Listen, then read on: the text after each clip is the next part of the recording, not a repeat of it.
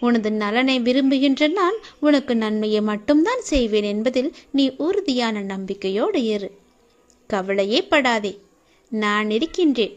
என்றும், எங்கெங்கும், எப்போதும், என்றென்றுமே உன்னோடு. உனக்கு நல்லது மட்டுமே நடக்கும். நீ என் பரிபூர்ண அருள் முழுவதையும் பெற்றுவிட்டாய். என் ஆசீர்வாதத்தையும் அன்பையும் நீ பெற்றுவிட்டாய். உன்னுடைய பக்தியால் நான் உனக்கு அடிமையாகிவிட்டேன் என் தங்கமே. என்னிடத்தில் நீ பக்தி செய்ததால் நீ வருவாய், நிச்சயம் தொண்டு செய்வாய். அதன் மூலம் நான் உன்னிடத்திலேயே நான் ஐக்கியமாகி விடுவேன். உன்னுடைய வருகைக்காக நான் காத்து கொண்டிருக்கிறேன். நீ என்னிடம் வந்து மற்றவர்களுக்கு நீ தொண்டு செய். எனக்கு தொண்டு செய்ய வேண்டாம், மற்றவர்களுக்கு நீ தொண்டு செய்தால் நான் உன்னிடத்தில் வந்து உனக்கே நான் அடிமையாகி விடுகிறேன். உன்னிடத்திலே நான் இருந்து உனக்கு வேண்டிய உதவிகளையெல்லாம் நான் செய்கின்றேன். நீயோ மற்றவர்களுக்கு உதவி செய். உனக்கு தேவையானது எதுவோ அதை நானே தருகின்றேன். நீ அள்ளி அள்ளி கொடு, நானும் உனக்கு அள்ளி அள்ளி தருகின்றேன். நான் கொடுப்பதை வைத்து நீ மற்றவர்களுக்கு கொடு. உன் வாழ்க்கையில் பல நல்ல நல்ல மாற்றங்கள், நல்ல நல்ல நிகழ்வுகள், நீ கேட்ட சந்தோஷங்கள், மன மகிழ்ச்சிகள் எல்லாமே உனக்கு கிடைக்கும். நீ கேட்ட பண பிரச்சனை எல்லாமே தீர்ந்துவிடும். நான் உனக்கு அள்ளி அள்ளி தரும்போது நீ உன் இரு கைகளையும் தூக்கி அதை வாங்கிக்கொள். நான் தருவது உனக்காக மட்டுமே. உன்னுடைய உண்மையான பக்தியால் நீ என்னை வென்று விட்டாய். நீ என்னை அடிமையாக்கி விட்டாய். நான் உனக்கு எப்பொழுதும் தொண்டு செய்யவே நான் காத்திருக்கின்றேன். அதுபோல நீயும் தொண்டு செய்து மற்றவர்களின் வாழ்த்துக்களை நீ பெற்றுக்கொள். அதன் மூலம் உன் வாழ்க்கை மிக சிறப்பாகவே மாறும். நான் உன் நல்ல எண்ணத்தில் தான் நான் வைத்திருக்கின்றேன். அதுபோலவே நீயும் செய். உன்னையும் எல்லோரும் போற்றுவார்கள். நன்றாக இருப்பாய் நீ. திருச்செந்தூர் முருகன் நான் உனக்கு அள்ளி அள்ளி கொடுக்கப் போகின்றேன். சந்தோஷமாகவே பெற்றுக்கொள். நீ எப்பொழுதும் அமைதியாகவே இருக்கக்கூடாது. யார் உன்னை கீழே நோக்கி விழ செய்தார்களோ அவரை நோக்கி நீ மேலே எழு. எதற்காகவும் தயங்கி போய் கூனி குறுகி நிற்காதே. உனக்கு துணையாக உன் அப்பன் ஈசன் நான் இருக்கிறேன். நீ கவலையின்றி தைரியமாக மேலே எழுந்து வா. நீ மேலே எழும்புவதற்கு என்னுடைய கையை தருகிறேன். என் கையை பிடித்துக்கொண்டு நீ மேலே எழுந்து வா. நீ ஒரு இடத்தில் அவமானப்படும் போது கூனி குறுகி நிற்காமல் அவதாரம் எடுத்து காட்ட வேண்டும். கீழே வீழ்கின்ற போது விஸ்வரூபமாக எழ வேண்டும். உன் மனம் புண்படுகின்ற போது எல்லாம் புன்னகை செய். அதுவே அவர்களுக்கு மிக பெரிய தண்டனையாகிவிடும். நீ அவர்களிடம் வாதாடுவதை விட்டுவிட்டு நான் அவர்கள் முன்னையில் வாழ்ந்து காட்டுவேன் என்ற சபதம் எடு.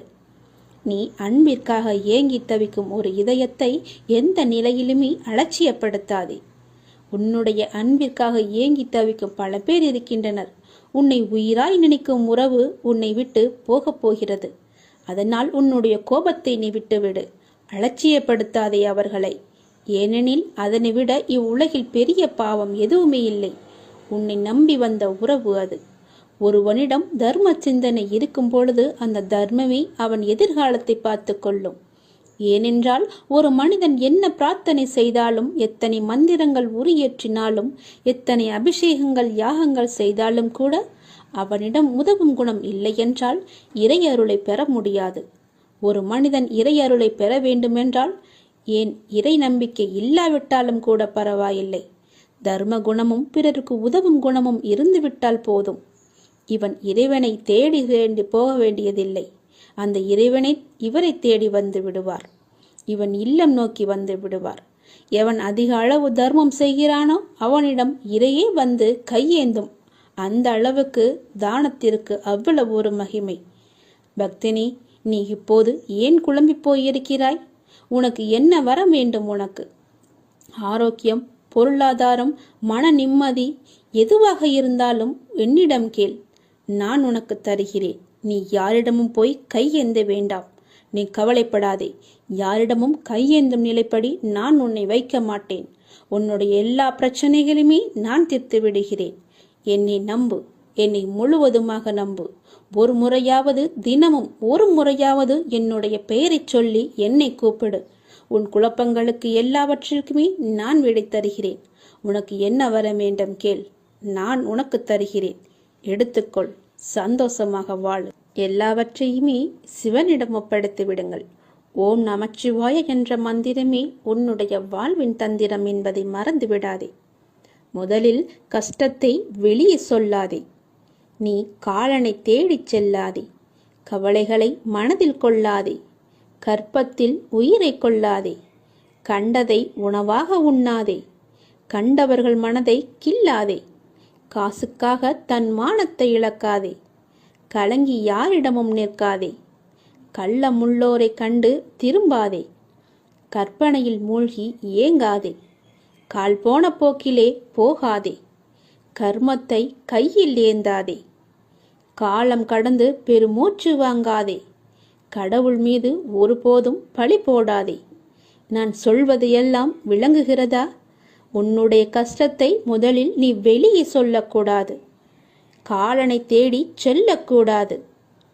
தானாகவே வரட்டும் என்று விடு. கவலைகளை மனதிலேயே கொள்ளாதே.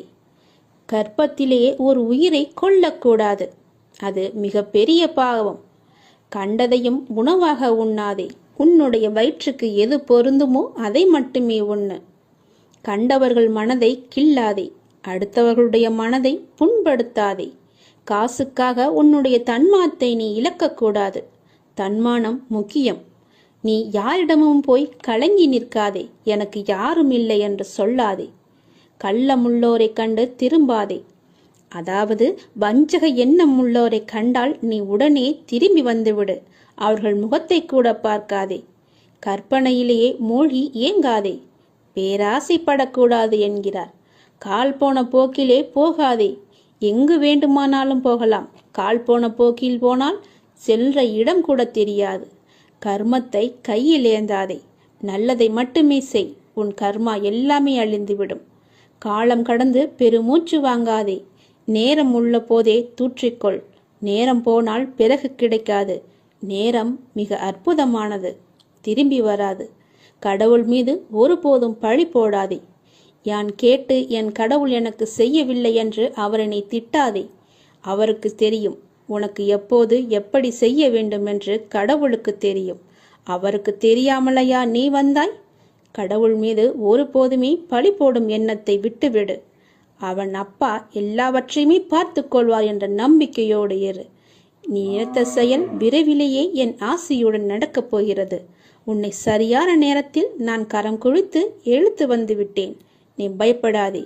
எல்லாமே என்னுடைய ஆசைப்படியே நடக்கும். வாழ்வில் நடைமுறையில் உள்ள சில விஷயங்களை யதார்த்தமாக நீ புரிந்து கொண்டால் இன்பத்தையும் துன்பத்தையும் சமநிலையில் ஏற்கலாம். நீ முயற்றுப்பார். என் துணையோடு எல்லாவற்றையுமே போராடிப்பார். போராட்டமே இல்லாத வாழ்க்கை இங்கு யாருக்குமே அமைவதில்லை. போராட்டத்தை சந்திக்காத எந்த உயிரும் இந்த பூமியில் வாழ முடியாது. தெரிந்து கொள். பிறந்தது முதல் இறப்பது வரை போராட்டம் இருந்து கொண்டுதான் இருக்கிறது. பிறந்த குழந்தை கூட அழுகை என்னும் சத்தம் செய்துதான் தன்னுடைய தேவைகளை பூர்த்தி செய்கிறது. போராட்டத்தில் பிறந்து போராட்டத்தில் வளர்ந்து போராட்டத்தில் மடிவதுதான் வாழ்க்கை. இன்று மனிதன் போராட்டம் இல்லாத வாழ்க்கை வாழ ஆசைப்படுகின்றான். அதைத்தான் விரும்புகின்றான்.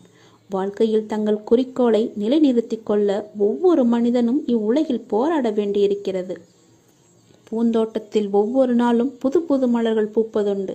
ஆனால் அவை நிலைப்பது இல்லை. அது நியதியும் இல்லை. அதுபோலத்தான் வாழ்க்கை என்னும் பூந்தோட்டத்தில் ஒவ்வொரு நாளும் புது புது மலர்களாக பூத்து கொண்டிருக்கிறோம். எவ்வாறு பூந்தோட்டத்தில் மலர்ந்த ஒரு பூ நிலைப்பது இல்லையோ அது போலத்தான் வாழ்க்கையும். போராட்டங்கள் இல்லாமல் வாழ்வில் எதுவுமே வெற்றி பெற முடியாது. போராட்டம் இல்லை என்றால் வாழ்க்கை உப்புச்சப்பு இல்லாமல் போய்விடும். வாழ்க்கையில் உங்களுக்கு அழுவதற்கு 100 காரணங்கள் இருந்தாலும் சிரிப்பதற்கு என்னிடம் 1000 காரணங்கள் இருக்கிறது என்று வாழ்ந்து காட்டு. சரியான நேர்மையான வாழ்க்கை பயணப்பாதை முட்கள் நிறைந்த கரடுமுரடான பாதைத்தான். இப்பாதையில் முட்களாகவும் கரடுமுரடான கற்களாகவும் பிறரின் அவமான பேச்சுக்களும் பழிச்சொற்களும் நியாயமில்லாத விமர்சனங்களும் தான் நிறைந்திருக்கும். அதை நீ தெரிந்து கொள். வாழ்க்கை என்பது அவ்வளவு சுலபமல்ல. களை இல்லாத தோட்டமில்லை. அதுபோலத்தான் போராட்டம் இல்லாத வாழ்க்கையும் இல்லை. வாழ்க்கை அழகானதாக மாற்றிக்கொள்வது உன்னுடைய கையில்தான் இருக்கிறது. எல்லோருடைய வாழ்விலும் இன்பம் துன்பம் என்று எல்லாமே கலந்துதான் இருக்கும். நாம் அவற்றை எப்படி எடுத்துக்கொள்கிறோம் என்பதுதான் மிக முக்கியம். ஆசையை குறைத்து கொள்ள வேண்டும். மன நிறைவு இருந்தாலே போதும். உன்னுடைய வாழ்வில் மகிழ்ச்சி தானாக நிலைத்து நிற்கும். போராட்டம் இருந்தாலும் கூட யாரும் வாழ்க்கையை வெறுப்பதில்லை. போராட்டங்களை எல்லாம் ஏற்றுக்கொள்ளவும் நமக்கு ஏற்றதாக மாற்றிக்கொள்ளவும் பழகினாலே போதும். வாழ்க்கை பூந்தோட்டமாக மாறிவிடும்.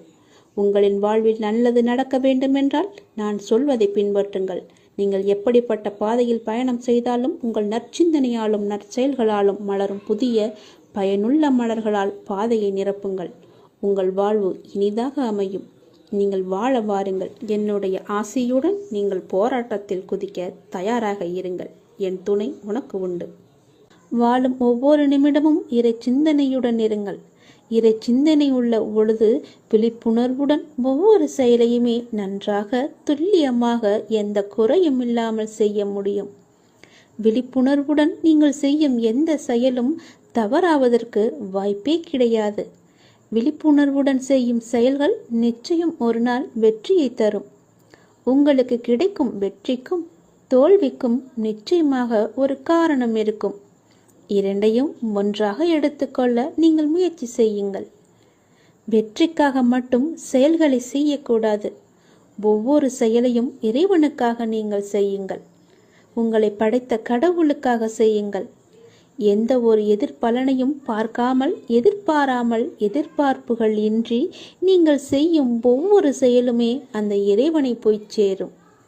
உங்களுடைய புண்ணிய கணக்கில் சேரும். அதற்கு நிச்சயமாக பல மடங்கு பலன்கள் உங்களை தேடி தானாக வந்து சேரும். ஒவ்வொரு நாளின் முடிவிலும் நீங்கள் இறைவனுக்கு நன்றி சொல்ல பழகுங்கள். கண்டிப்பாக அன்றைய நாளில் நன்றி சொல்வதற்கு என்று ஏதேனும் ஒன்று நடந்திருக்கும். அதை நினைத்து இறைவனுக்கு நீங்கள் நன்றி சொல்லுங்கள். விடியும் பொழுது இறைவனின் ஆசியுடன் தொடங்குங்கள். முடியும் இரவும், அதாவது அன்றைய நாளின் முடிவும் இரவும் நன்றி சொல்லி உறங்குங்கள். மறுநாள் காலை உங்களுக்கு நல்ல நாளாகவே அமையும். இன்று எங்களுக்கு அமைத்து கொடுத்ததற்கு மிகவும் நன்றி இறைவா என்று இறைவனுக்கு நீங்கள் நன்றி சொல்லுங்கள். ஒவ்வொரு நாளின் தொடக்கத்திலும் இறைவன் மீது முழு நம்பிக்கையுடன் நீங்கள் தொடங்கி பாருங்கள். உங்கள் வாழ்வு எப்படி இருக்கிறது, அன்றைய நாள் எப்படி அமைந்திருக்கிறது என்று தானாகவே தெரிய வரும். எழுந்திருக்கும் பொழுது சட்டென்று எழுந்திருக்காமல் இறைவனின் பெயரை சொல்லிவிட்டு எழுந்திருங்கள். நன்றாகவே இருக்கும். ஒரு நிமிடம் சுதாரித்து கொண்டு பிறகு ஏந்திரியுங்கள். அப்பாவின் பெயரை சொல்லி எழுந்திரியுங்கள். உங்கள் வாழ்க்கை மீது உங்களுக்கு இருக்கும் அக்கறையை விட உங்களை படைத்த இறைவனுக்கு நிச்சயமாகவே அதிக அக்கறை இருக்கும். நம்புங்கள், நன்றாக நீங்கள் வாழ்வீர்கள். இதனை உணர்ந்தால் இறைபலமும் மனோபலமும் உங்களிடம் அதிகரிக்கும் தானாகவே. இறைவனின் அருளும் ஆசியும் உங்களிடம் நிறைந்திருக்கும் முழுவதுமாகவே. எப்போதும் இறைவனின் அருளோடும் ஆசியோடும் நாம் தொடங்கும் நாள் வெற்றி நாளாகவே நமக்கு அமையும். இறைவனுக்கு நன்றி சொல்ல மட்டும் நீங்கள் மறந்து விடாதீர்கள். இறைவனின் நாமத்தை ஜெபித்து கொண்டே இருங்கள். இன்னும் பறவை உங்கள் தலைக்கு மேல் பறப்பதை தடுக்க முடியாது. ஆனால் தலைக்கு மேல் கூடு கட்டுவதை தவிர்க்கலாம் தானே? யாரும் உன்னை குறை கூறினால் அது உண்மையாயின் திரித்துக்கொள், பொய்யாயின் அதை நகைத்து விடு. வீழ்வது வெட்கமல்ல, ஆனால் வீழ்ந்து கிடப்பதுதான் வெட்கம். புரிகிறதா? வீழ்ந்து கிடப்பதுதான் வெட்கம். வீழ்ந்தால் உடனே எழுந்துவிடு. நீ நகைத்து அவர்களுக்கு முன் நகைத்துப்பார், அவர்களே தலை தெறிக்க ஓடிவிடுவார்கள். பேருந்து பயணத்தில் நடத்துனர் கொடுக்க வேண்டிய மீது சில்லறைக்காக முழு பயணத்தையும் நாம் ரசிக்க மறக்கிறோம். அப்படிதான் வாழ்க்கையிலும் சில சில்லறை பிரச்சனைக்காக முழு வாழ்க்கையுமே நாம் ரசித்து வாழ மறந்து விடுகிறோம். ஆகவே விழிப்புணர்வுடன் எது வாழ்விற்கு உகந்தது எது உகந்ததல்ல என்பதில் கவனத்துடன் இருந்தால் இலக்கை நோக்கி அடைவது மிக மிக எளிது. அனைத்திலும் பேதம் பாராது சமநிலைத்தன்மையை கொண்டிடுங்கள். மனம் அழகாக இருந்தால் காணும் காட்சிகளும் அழகாகவே இருக்கும். ஆகவே மனதில் குப்பையான கீழான எண்ணங்களை ஒருபோதும் சேர்க்காதே. மனதில் நல்ல நேர்மையான எண்ணங்களை விதையுங்கள். நல்லது நடக்கும். எப்போதும் உண்மையை பேச கற்றுக்கொள்ளுங்கள். உண்மைக்கு நிகர் உண்மை மட்டும்தான். பொய் ரொம்ப நாட்கள் வாழாது, சீக்கிரமாகவே மடிந்துவிடும். ஆரம்பத்தில் சற்று சிரமமாகத்தான் இருக்கும். பழகிவிட்டால் பொய் சொல்லவே நமக்கு கூச்சமாக இருக்கும். உண்மைக்கு மிக வலிமையான சக்தி இருக்கிறது. அது சத்தியமானது, வலிமையானது. இறைவனுக்கு இறங்கி வருவார். நாம் வாழ்கின்ற வாழ்வில் அறமாகிய உண்மை இருந்தால் அந்த இறைவனை நம்மை தேடி தானாக இறங்கி வருவார். வாழ்கின்ற வாழ்வில் அறமாகிய உண்மை இருந்தால், அறமாகிய உண்மை இருந்தால் மட்டுமே இறைவன் நம்முடன் கலந்து விடுவார். ஆகவே உண்மை, நேர்மை, சத்தியத்தை எல்லாம் கடைபிடித்து வாழுங்கள். நீங்கள் வாழ்வதில் உயர்வது சின்னம். உங்கள் வாழ்வை யாராலுமே எதுவுமே செய்ய முடியாது. உண்மைக்கு அழிவே கிடையாது. அதை முதலில் தெரிந்து கொள்ளுங்கள். உண்மை சொல்லுவதால் என்ன ஆகிவிடப் போகிறது? ஒரு பொய்யை சொல்லி காலம் முழுவதும் குற்ற உணர்ச்சியுடன் இருப்பதற்கு பதிலாக ஒரு உண்மையை சொல்லி நிம்மதியாக வாழ்ந்து விடலாம். அந்த உண்மைக்கு அவ்வளவு நிம்மதியை தரும் சக்தி இருக்கிறது. அதை நீ மறந்து விடாதே. பொய்யை சொல்லி இன்று தப்பித்து விடலாம், நாளை நிச்சயமாகவே காலம் காட்டிக் கொடுக்கும். அதனால் உண்மையாகவே இருங்கள். நாக்கில் வருவது எப்போதுமே உண்மையான பேச்சாக மட்டுமே இருக்கட்டும். நான் உங்களிடம் வருகிறேன். ஒருவர் தனது இறை பக்தியில் முழுமையும் வலிமையும் அடைந்த பின்னர் அவருக்கு பக்தியானது முத்திவிட்டது என கூறுவதும் வழமையே. எனவே முழுமை, முதிர்ச்சியடைந்த நிலையே முக்தி என்று சொல்வார்கள். முதிர்ந்த பழம் முதிர்ந்துவிடும், முதிர்ந்த உயிர் இறந்துவிடும். எடுத்த காரியத்தை நீ பாதியில் விடாதே. செய்வதை திருந்தச் செய் என்ற உபதேசம் அனைவருக்குமே பொருந்தும். குருவை அடைந்து மரியாதையுடன் கற்றுக்கொள். கற்றதை மனனம் செய்து உருவேற்றிக்கொள் என்பது எல்லா மாணவர்களுக்குமே பொருந்தும். தொழில்நுட்பத்தை தெரிந்து கொள்ள முனையும் மற்றவர்களுக்குமே உரிய உபதேசம்தான் இது. எதற்காக எனக்கு சொல்கிறேன் என்று கேட்டதே. நீங்கள் ஆசைப்படுவதெல்லாம் கிடைக்காமல் இருப்பது உங்களை ஒரு சிறந்த வாழ்க்கைக்கு கொண்டு செல்வதற்காகவே இருக்கும் என்பதை நம்பு.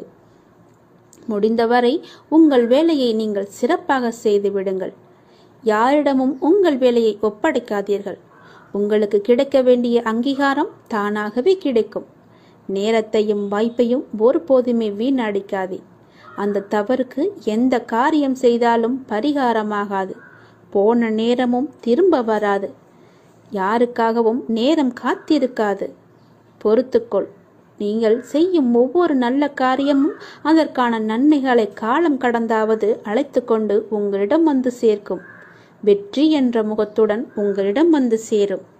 நீ நிராகரிப்புகளை எல்லாம் கண்டு நெஞ்சு உடையக்கூடாது. உன்னை யாராவது தூக்கி எறிகிறார்கள் என்றால் இறைவன் உன்னை மேலே தூக்கி விடுகிறான் என்று அர்த்தம். அதனால் நீ பயப்படாதே. தூக்கி எறிந்தவர்கள் போகட்டும், நான் உன்னை தூக்கி விடுகிறேன். தூக்கி எறிந்தவர்களை பற்றியே நீ கவலைப்பட்டு கொண்டிருக்காதே. எதிர்பார்த்து ஏமாற்றங்கள் மட்டும்தான் கிடைக்கும். என் வாழ்வில் அற்புதங்களை நிகழ்த்துவேன் என்று நீ நம்பிக்கையுடன் காத்திருக்கிறாய் அல்லவா? உன் தந்தை நிச்சயமாகவே உன் வாழ்வில் அற்புதங்களை நிகழ்த்தப் போகிறேன். சில நேரங்களில் நீங்கள் செய்யக்கூடிய செயல்களை எல்லாம் சிந்திக்க வேண்டாம், கற்பனை செய்ய வேண்டாம். அது ஆச்சரியப்படுவதற்கில்லை. எல்லாவற்றையும் சிறப்பாக செயல்படும் என்று மூச்சு விடுங்கள். நம்பிக்கை வைத்திருங்கள். நான் அப்பா, என்னுடைய அப்பா சிறப்பாக அதை முடித்து தருவார் என்ற நம்பிக்கையோடு நீங்கள் காத்திருங்கள். நான் அவர் மீது வைத்திருந்த நம்பிக்கையும் பக்தியும் பொறுமையும் தன்னம்பிக்கையும் அவர் எனக்கு நிச்சயம் அதற்கான பலனை தருவார் என்று நம்புங்கள். நீ வைத்த நம்பிக்கைக்கு நிச்சயமாகவே நான் கைமாறு செய்வேன். உன் மனதில் எந்த சலனமும் இல்லாமல் இருக்கிறாய். நான் உனது பாவ மூட்டையை தூக்கி நான் சுமக்கிறேன். நீ கவலைப்படாதே. எல்லாவற்றையுமே நானே பார்த்து கொள்கிறேன். நீ எப்பொழுதும் போல சந்தோஷமாக இரு. நீ இப்போது உன் மனதில் ஏகப்பட்ட குழப்பங்களுடன் பதற்றத்துடனும் இருக்கின்றாய். வீணான கவலைகளை உன் மனதில் வைத்து கொண்டிருக்கிறாய். உன் மனமானது, உன் இதயமானது துடித்துடிப்புடன் காணப்படுகிறது. ஏன்? எதற்காக? வீணாக எதற்காக இந்த கவலை? ஏன் இந்த குழப்பம்? எதற்காக இந்த பதற்றம்? ஏன் இந்த துடித்துடிப்பு? நீ முதலில் அனைத்தையுமே விட்டுவிடு. உன் வேலைகளை பார்த்து கொண்டிரு. போகிற போக்கிலேயே போய்கொண்டிரு.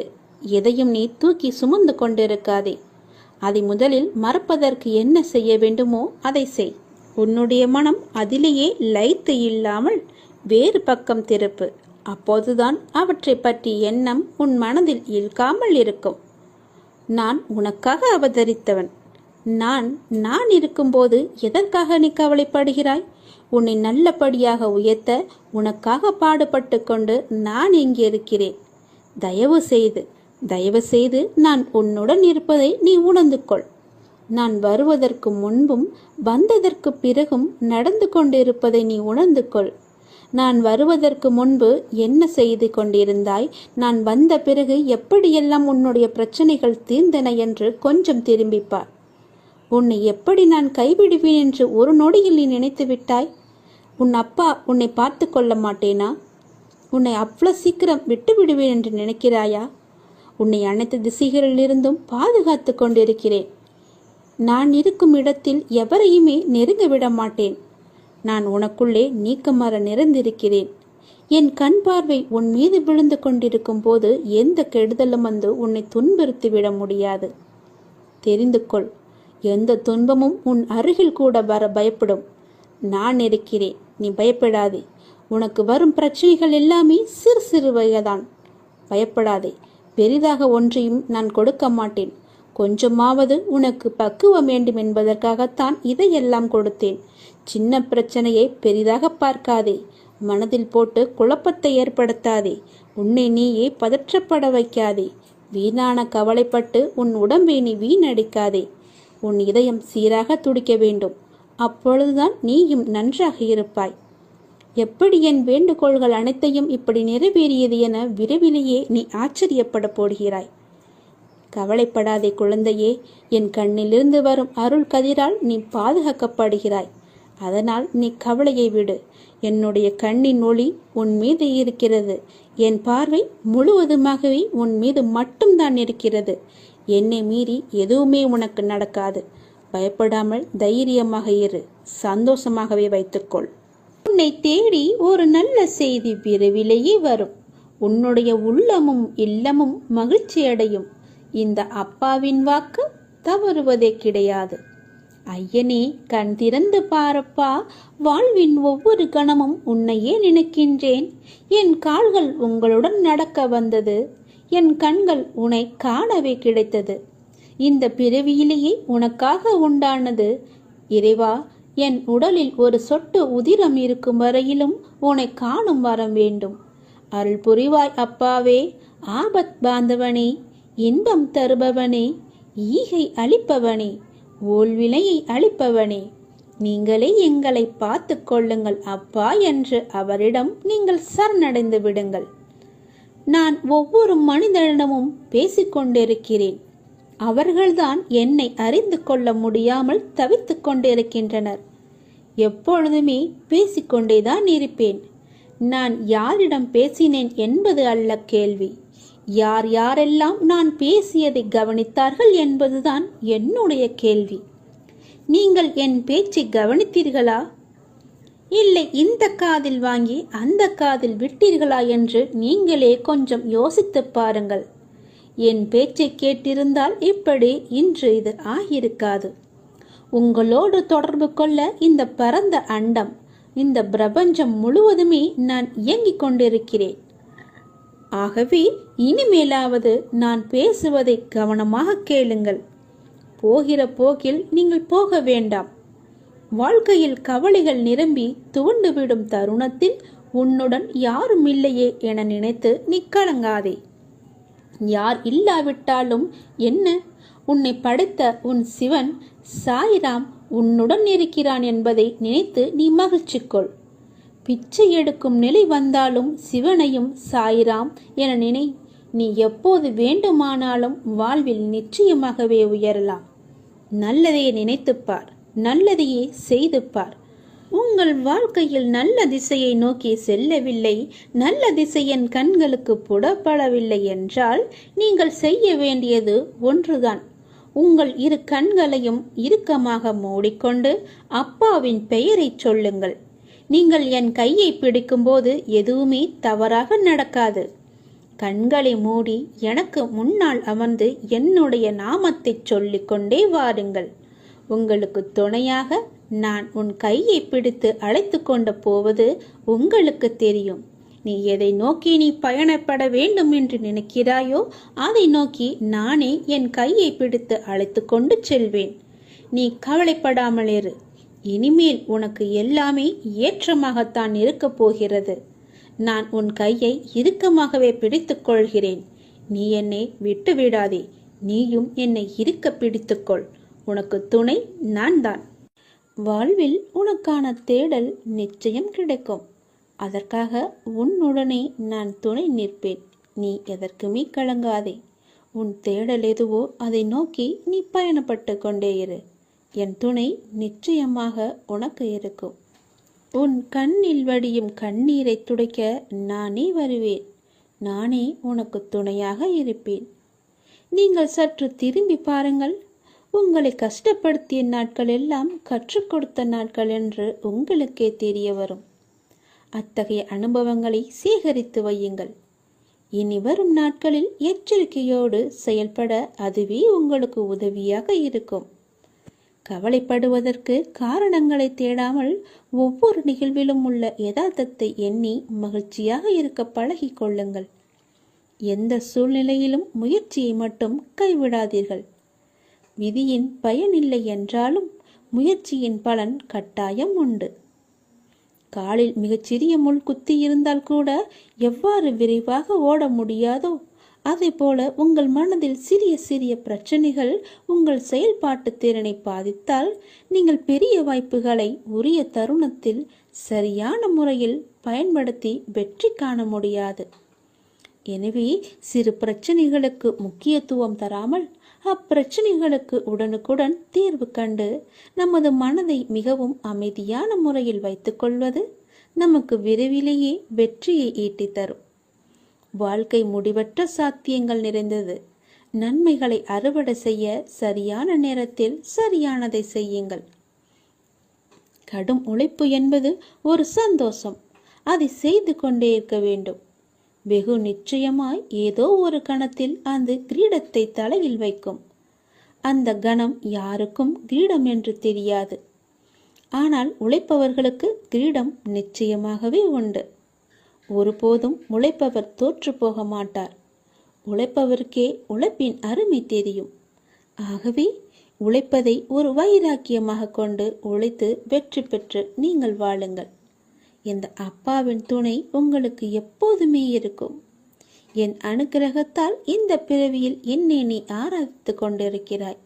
அப்படி என்னை வணங்கும் அவகாசம் உனக்கு கிடைத்ததே ஒரு பெரிய யோகம். நீ இப்பிறவிக்கு சாட்சி.